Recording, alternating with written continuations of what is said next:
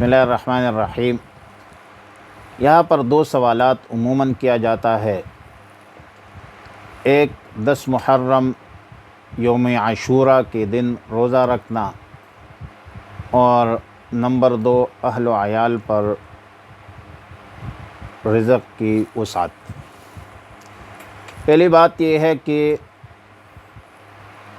عاشورہ یعنی 10 محرم کا روزہ ابتدائی اسلام میں فرض تھا، لیکن رمضان المبارک کے روزے فرض ہونے کے بعد یوم عاشورہ کے روزے کی فرضیت منسوخ ہو گئی۔ البتہ رسول اللہ صلی اللہ علیہ وسلم رمضان المبارک کے روزے فرض ہونے کے باوجود 10 محرم یوم عاشورہ کو روزہ رکھنے کا اہتمام فرمایا کرتے تھے، اور یہ کفارہ ہے گزشتہ ایک سال کے گناہوں کا۔ رحلت سے قبل رسول اللہ صلی اللہ علیہ وسلم کو بتلایا گیا کہ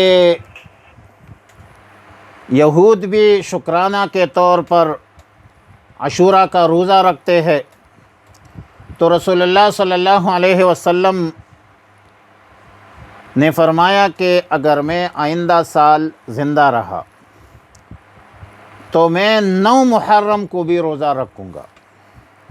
اور سیدنا عبداللہ ابن عباس رضی اللہ تعالی عنہما فرماتے ہیں کہ عاشورہ کے دن روزہ رکھو، یہود کی مخالفت کرو، اس سے ایک دن پہلے یا ایک دن بعد روزہ رکھو، یعنی 9 10 کو یا 10 11 کو روزہ رکھو۔ البتہ صرف اور صرف 10 محرم کو روزہ رکھنا فقہا کے نزدیک مکروہ تنزیہی ہے۔ بہتر ہے کہ 9 10 محرم کو روزہ رکھا جائے یا 10 11 کو روزہ رکھا جائے۔ اور مسلم شریف کی روایت ہے عن عبداللہ ابن عباس رضی اللہ تعالی عنہما وعنہم اجمعین یقول حین صام رسول اللہ صلی اللہ علیہ وسلم یوم عاشورہ وامر بصیامہ قالوا یا رسول اللہ صلی اللہ علیہ وسلم انہ یوم تعظمہ الیہود والنصارى فقال رسول اللہ صلی اللہ علیہ وسلم فاذا کان العام المقبل انشاءاللہ، اگر آئندہ سال میں زندہ رہا تو میں بھی روزہ رکھوں گا 9 10 کو انشاءاللہ۔ دوسری بات یہ ہے کہ 10 محرم کو یوم عاشورہ کو اپنے اہل و عیال پر